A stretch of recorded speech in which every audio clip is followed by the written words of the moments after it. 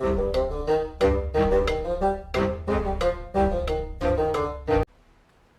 and welcome to the Critical Viewers. I'm Monk, and today, yes, we are in Mountain Blade 2 Bannerlords, and we're going to be talking about kingdom policies, the all-important kingdom policies. Now, I say all-important because policies do have a massive impact in your game. Now, yes, you do have to have a kingdom in order for you to make those policies, but once you do actually manage to have a kingdom, honestly, some of the policies that you can choose are game-changing, like have serious impact on your game. And we also got some new policies in now with the WARSAILS DLC that we recently got as well. So I thought it'd be a good idea just to go over policies and the ones that I would recommend picking. Now, again, this is a sandbox role-playing game. I am in no means telling you have to pick these policies, but I am going to go over quite a few policies that I think are very beneficial and why I think they are so good. Now, as we already established, you do have to be within a kingdom in order to create policies. If you don't know how to create a kingdom, simply own a castle or a town, install a governor, talk to your governor, and declare yourself a kingdom. It's as simple as that. I mean, don't get me wrong, there's a lot you need to do, but the basics is that simple. Now, as you have a kingdom, you will accumulate something called influence, which is essentially a currency for your kingdom. Now, there's lots of things you can do within your game in order to earn influence, but you spend that influence on a number of different things within the kingdom as well. One of those things you spend that influence on is policies. Now, it is a very good idea to establish every single policy that you would like before inviting any other clans into your game, because essentially when you vote on a policy, if you have other clans in your kingdom, they can vote against said policies. Now, to understand just why policies are so good, what's important to know is what is important to your towns, to your kingdom, because if you have a poor town, there's a very good chance that that town could leave you completely and of course break away from your kingdom. So keeping together your towns are really important. Three things that matter is prosperity, loyalty, and security. If you have a high loyalty, you're going to have a high prosperity. If you have a high security, you're going to have a high loyalty, and so on. Understanding those three things and getting those three stats high is really, really important. Policy number one I want to talk about is bolster the militia, or should I say militia? If you're familiar with the channel, you'll understand that joke. Now, kingdom-wide militia generation boost plus 25%. That is massive. If you have a decent sized militia, it means you have more troops to defend in sieges. It's going to help with security, in turn will help with loyalty. It's just too good of a bonus to not use. Now, naval wardenships. This is one of my favorite new policies that got added. Clans with a heavy ship gain a +1 influence daily. The negative is clans possessing no heavy and no medium ships lose 1 influence daily. Now, owning a kingdom and being able to vote on policies is a mid to late game activity.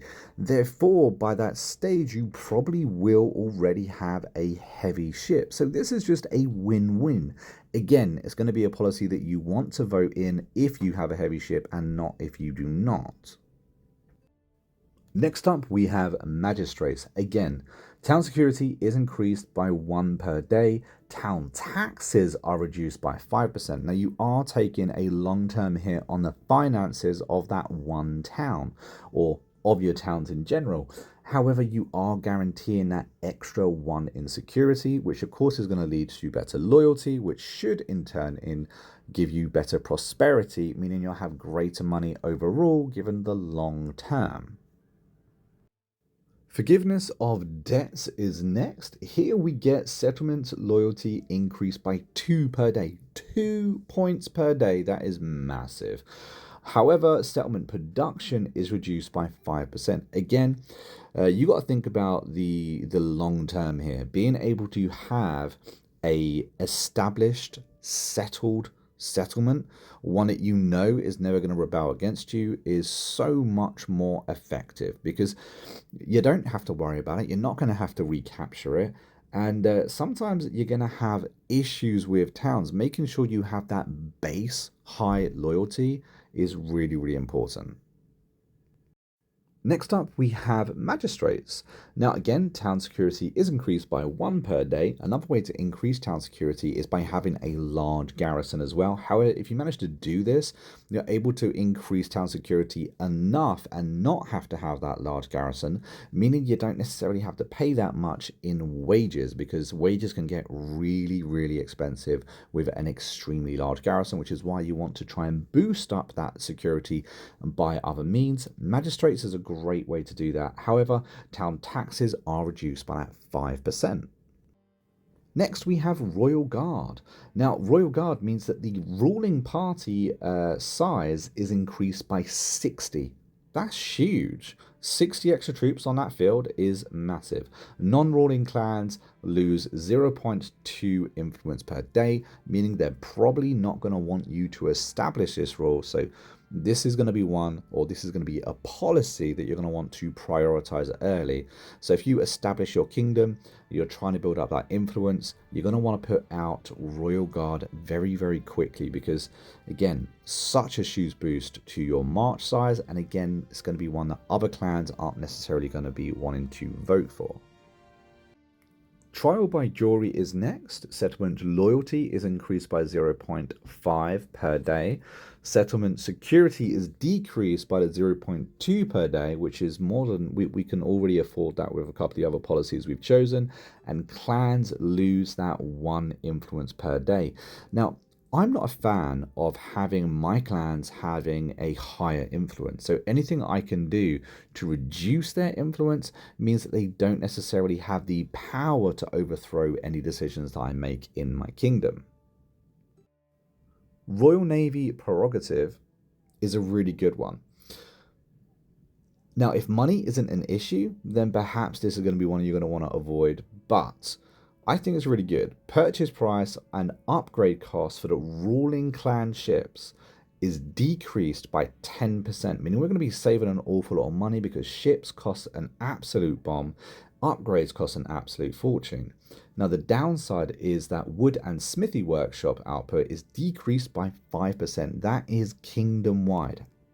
However, I do think I'm going to be saving more money on the money that I'm going to be saving purchasing all these ships. I have quite literally spent 3 million on ships so far. This is going to save me an awful lot of that. Bailiffs. Town security is increased by 1 per day. Towns with a security greater than 60 yield an additional influence to the owner of that clan. So this is really good for your personal properties. Taxes from the towns are reduced by another 5%. This is another one that I do like to have in, just because of that increased town security, and again, that extra influence you're going to be getting as that ruling party as well. Influence is key when it comes to kingdoms. Royal retinues, if that's how you pronounce it. Anyway, if you combine this with Royal Guard, you're going to be an absolute powerhouse on that field, because tier 5 plus clans lose 1 influence. That's fine, we can make that up per day. However, the party size of their leaders is increased by another 40 soldiers, which is massive, guys, which means that within 2 policies, we're able to increase it by 100. Increasing our march size by that much is huge. I mean, honestly, with just 2 policies, you're able to pretty much in some cases double your march size. Imperial towns is another really good policy. However, it is going to be a policy that you're going to want to prioritize. It's going to be a priority that you want to get in before you get many clans into your kingdom as well. Towns held by the ruling clan gain 1 loyalty and 1 prosperity per day. That is you and your towns. I always say, If you win a town, make sure you keep it. Now, towns held by non-ruling clans lose 0.3 loyalty per day. Again, this is not something that is going to be an issue if you make sure that you own all those towns. In order to own all those towns, you've got to have a nice, well-rounded kingdom in which you have a hell of a lot of influence, and you make sure that you give castles to the lords that you recruit. Next, we have law speakers. Clans whose leader has a high charm gain 1 influence per day. Clans whose leader has a low charm lose that 1 influence per day. Now, it doesn't necessarily say what constitutes as a high charm. However, what I can tell you is that charm is a really good skill to work on and to build up throughout your gameplay. Anyway, you can do an awful lot with charm. So having a high charm, this works very, very well. Another new policy I quite like is Tith on Kills.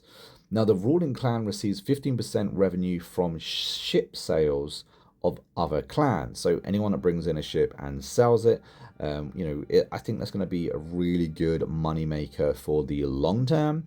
And of course, it's one of those new policies that just got brought in War Sales as well. I don't really see any downside here. Next, we have grazing rights. Settlement loyalty is increased by 0.5 per day. Daily hearth production of villages is decreased by 0.25 per day. But again, it's that loyalty that we're trying to focus on. Once again, I would like to say I'm not necessarily recommending you get every single one of these policies, but policies that lean towards higher security, higher loyalty are very, very good. Another policy to get in while you have a low amount of clans in is Sacred Magistry, because ruling clans earn 3 extra influence per day, which is massive, guys. Non-ruling clans lose the 0.5, so it's going to be one that people just do not like and are going to be wanting to remove from your kingdom. So getting it in early is a really good idea. Another great one to look at is auxiliaries to the fleet. Naval combat morale of Lord's parties is increased by 20%. Now, if anyone has played this game for very long, they quickly realize that morale is massive during battles. It's massive during naval battles as well as land battles. This one specifically gives you 20% more morale to your naval battle, which is again huge. It means those ships, those troops, they're not going to run away. They're not going to abandon all hope. The Coastal Guard Edict is also a very, very handy one, because the Coastal Guard force stands ready to assist allies in battles within the town territorial waters, meaning pirates and things like that are going to be attacking your ships. They've already got something there to stop them, to prevent that, and assist your lords, your caravans in battle on those waters. Yes, coastal town garrison wages are increased by 15%, which is actually significant, but I'm not sure that's actually in effect at the moment, because within my own game, I'm actually getting a positive income from that, not negative. Royal privilege is next, and if, in my opinion, it should be paramount, because this is your kingdom after all, right? Now, for kingdom decisions, influence costs for the ruling overriding party, a popular decision is reduced by 20%, because again, like I said, you're going to have to spend influence to make sure the kingdom is run the way you want it to be run, especially when you bring in, up to 20 clans sometimes. It's going to cost an awful lot to overturn a decision that they want to do. This one reduces that size by 20%. Again, that's a massive number. Another cheeky policy is royal ransom claim. The ruling clan collects 15% of commission on ransom payments to other clans. This is a really good way of saying I'm the king, make sure you pay upwards. And there we have it, guys. Those are my favorite policies to pick when creating a kingdom in the new DLC War Sales. We have got a few nice new policies sprinkled in here, but a lot of old familiar ones as well. If you have a policy that you particularly like, let me know down in the comments. If you have any policies that I've recommended that you don't like, again, let me know. It'd be really interesting to see what the community actually do. But until next time, I've been a monk who's been incredibly curious, and I will see you in the next video real soon. Until then, take it easy and happy gaming.